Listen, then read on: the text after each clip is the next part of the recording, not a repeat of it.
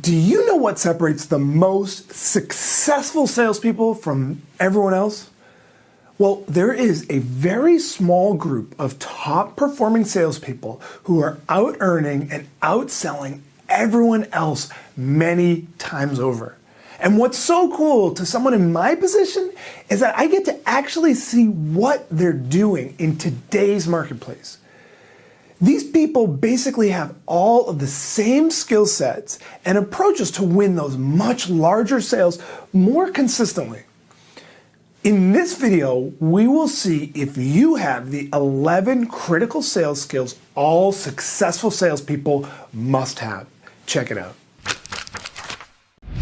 Number 1, they engage prospects to discuss their business challenges. This is one of the pieces of data that we've recently discovered is really astounding. The difference between top performers and even average, or in most cases, bottom performers. And what we found is that top performers are much more effective at engaging prospects to really talk about business challenges. And they do so in a way where they're literally asking about twice as many business-related questions as their counterparts. And so what we see here is that if you want to be in that top tier of salespeople, we can't be thinking about just how are we selling our product, but we have to be thinking about how are we understanding the business challenges that our prospects are facing. Are we thinking big picture? Are we thinking about the real value that your solution truly offers? Because at the end of the day, what you are selling is not a product or a service, but a solution to the prospect's business challenges. Number 2, they come off as a real human being. This is really counter to what most of us have been taught over the years as far as how we should present ourselves to the prospect. Most of us were taught that when you get in front of a prospect, you need to be high energy, you need to be excited, you need to be jazzed. And what we've learned is that top performers are actually behaving in a way that's just real. It's very authentic. In fact, I just recently came across a video of an artificial intelligence algorithm pretending to be a real person on a phone call. And what I noticed was so obvious was that the artificial intelligence algorithm that's talking doesn't sound perfect. They're saying, they're being a little imperfect, and that's what makes them sound real. They're not excited, they're just down to earth. Now, to be clear, I'm not saying that we want to be like an artificial intelligence algorithm, but what's interesting is that obviously the people designing that program understood that what is real is just sounding normal. It's sounding genuine. And when we as salespeople come off as truly real, as a normal human being, people are much more likely to actually engage with us in that conversation. Number 3, appear as the distinct expert.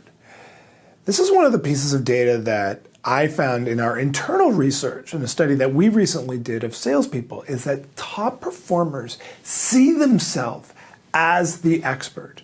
And as a result of seeing themselves as the expert, they come off as truly the distinct expert. And so it's a little bit of chicken or the egg. You get to start by seeing yourself as the expert. And then what we have to do is start to think about what are our competitors doing? And how can we do the exact opposite when we're in front of our prospects? So think for a second, how are we presenting? Are we coming off as high energy, excited? Or are we coming off as just that down-to-earth, distinct expert, that doctor who's engaging that prospect in a real type of a conversation? What you're going to find is that distinction actually comes by being just really genuine and real. Number 4, they don't push their prospects to buy. This again goes completely counter to what most of us have been taught. If you've ever seen those great old movies like Boiler Room or Glengarry Glen Ross, right? There's always this magical moment right at the end of the sales presentation where the salesperson comes in and is basically pushing the prospect to buy. And the prospect is coming up with objections and all the reasons why they can't do it. And the tough, good salesperson is coming back with all of the ways to overcome, and ultimately they buy. And it's like an arm wrestling match. And this is what a lot of salespeople are doing. They think that when they're getting pushback from a prospect as to why they shouldn't buy, the goal is to push back even harder. The reality is that top performers aren't pushing their prospects to buy. Instead, what they're doing is they're addressing any types of objections up front. They're understanding any reasons why the prospect might not actually want to buy in the first place, or any concerns that the prospect has. So they're actually dealing with any objections early on in the situation. And they're just digging into them. They're asking questions about it. They're saying, help me understand why you say that. Understanding why a prospect is either interested or not interested, or has this need or that need, getting that full picture is what makes us the expert. And therefore, prospects are much more inclined to actually buy. Number 5, they consistently add to their pipeline.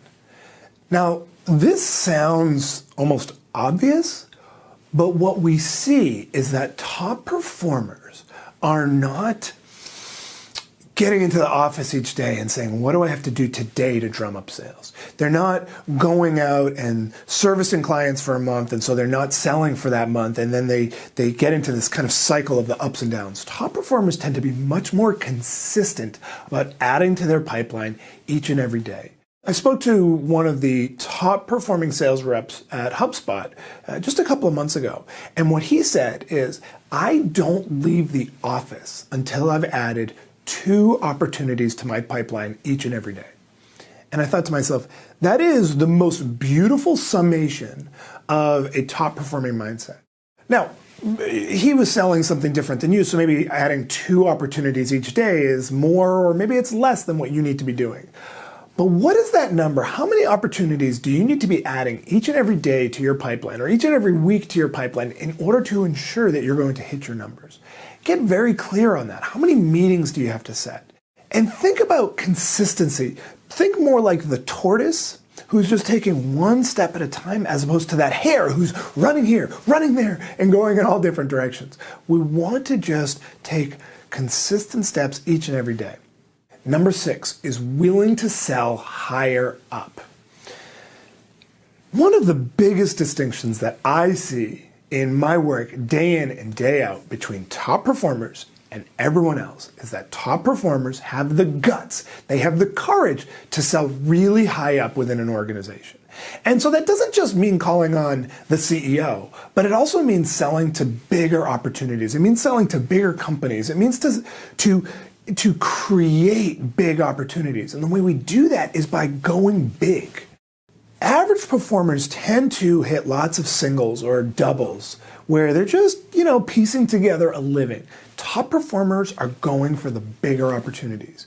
And what you find time and time again is that big opportunities take just as much work as those average opportunities or those smaller opportunities. But the reward for those bigger opportunities is so much bigger. So this is both a mindset and a tactical shift. What are you doing to make sure that you're selling higher and higher and higher up the ladder, so that way you are making bigger sales and you're selling bigger solutions? Number 7, dialogue over monologue. Now, we all have been told for many years that we need to be asking questions. We need to engage people in conversations. I get it. You've heard this a million times. But actually, there's really some very new data that shows that top performers are actually doing a lot more dialogue than one-way monologue. And in particular, in the presentation phase, right? In the discovery phase, we all know that we have to be asking questions. But what we see a big shift in is when we get to the actual presentation phase, is that average performers tend to go on monologues. They just start talking and talking and talking for extended periods of time, presenting the features and the benefits and all of this. Whereas top performers continue that two-way dialogue, even in the presentation. And this is really profound. What we can actually see is that there are organizations that have studied top performers, and what they see is that top performers have a lot more speaker switches in the presentation phase. And what a speaker switch is literally I speak, then you speak. I speak, you speak. Each time we switch, that's a speaker switch. Top performers are engaging their prospects even throughout the presentation. So it's more of a back and forth as opposed to just that one way. I'm going to show you the top 10 reasons that you need to work with me. It's much more of a, hey, let me show you one idea. Does that make sense? And back and forth. Huge, huge distinction has really profound results. Number 8, they understand the upside value. And what we see here is that there's a really important distinction between telling a prospect what the ROI for the solution is versus helping the prospect actually do their own math. And so what we see is with top performers, they're asking questions that basically bake in the upside value of their solution. So let me give you an example. Right, so they're engaging a prospect around their solutions. Let's say you work for a marketing company, and so you're selling a marketing solution.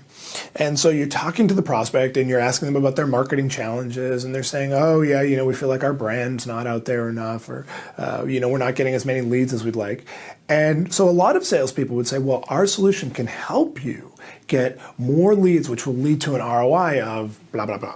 Instead, what a top performer is doing is when they're understanding the challenges, they're saying, well, help me understand, if you were able to get as many leads as you're really focused on, your goal number of leads, what would that lead to in more business? And now the prospect is actually doing the math in their head, and they're saying, well, we're at the leads that we're at right now, and if we're able to get this many more, man, that could be a couple $1 million in additional business. Timeout. That's exactly what we want to get to. We want to get them to do that math to understand what the real value of the solution is. Not the value of your product or your service, but the value of the overall solution, which now you are intrinsically tying yourself to that exact component. Understand the upside value. Number 9, talk budget later in the process. This again was one of the more recent findings that I've found in some really powerful data that shows that top performers are actually discussing money and budget later in the sales process than average and bottom performing reps.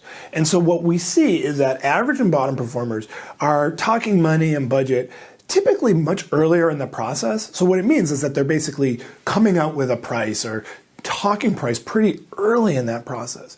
And what top performers are doing is they're actually talking budget later in the discovery process. And so what you see is that top performers are basically building value throughout the conversation. They're asking questions, understanding the challenges, understanding the upside, all of these things, and then they're discussing budget later on in the process. Now, if you're familiar with my selling system, if you've read any of my books, if you've gone through any of my programs, you'll understand that that's exactly what we've taught for years. But now what we see is that the data supports this exact same idea. Top performers are talking budget later in the process. Number 10, don't fight objections. Now, we talked about this a little bit earlier as well, but what we see is that top performers don't fight back when they get objections. They're not getting into that arm wrestling match where it's a back and forth and it's a test of wills. Instead, what we see top performers doing is they're addressing objections early on. They want to understand what the prospect's concerns are early on in the process. And if they get any objections, they're not pushing back. They're not coming up with some savvy response. Instead, they're just saying, tell me more about why you say that. Or why do you ask that question? Or that sounds like a great point. It sounds important to you. Help me understand. Right? They're getting it all out on the table. They're understanding why the prospect's saying that, and then they're not fighting it. But instead, they're just going right back into the discovery process. Huge distinction between average performers and everyone else. Everyone else is going in and they're fighting the objections. Don't fight the objections. Think of it like Tai Chi, where you're taking the energy with you and you're pushing it in a different direction. That's exactly what we want to be doing. Number 11, they discuss next steps. This is so key and it's so simple, yet so many salespeople aren't really doing it to the degree that they should be. The data shows that top performers are spending more time in the sales process, just specifically discussing clear next steps. Now, I've been teaching this for years, and we've always known anecdotally that works. But now we see that there's a real clear distinction between top performers and everyone else. Top performers spend a specific amount of time, typically later on in the conversation, to discuss what is the exact clear next step. Right? So you're in a discovery call and you're not ready to present as a result of the conversation. And instead of just saying, hey, well, would it be okay if I called you next week to set up a time to have a presentation? Or what if I email you some times that'll work? Instead, the top performers are getting that clear next step scheduled on that existing call. Huge, huge distinction. You always want to be scheduling that next step in the current conversation while you have them in front of you. Every single prospect has their calendar on them because it's on their phone. So get that clear next step, get it scheduled, get it on the calendar. So there are the 11 critical sales skills all successful salespeople have. I want to hear from you. Which of these ideas did you find most useful? Be sure to share below in the comment section to get involved in the conversation. And if you enjoyed this video, then I have an awesome free ebook on 25 tips to crush your sales goal. Just click right here to get it instantly. Seriously, just click right here. It's free. Also, if you got some value, please like this video below on YouTube and be sure to subscribe to my channel by clicking my face right here to get access to a new video just like this one each and every week.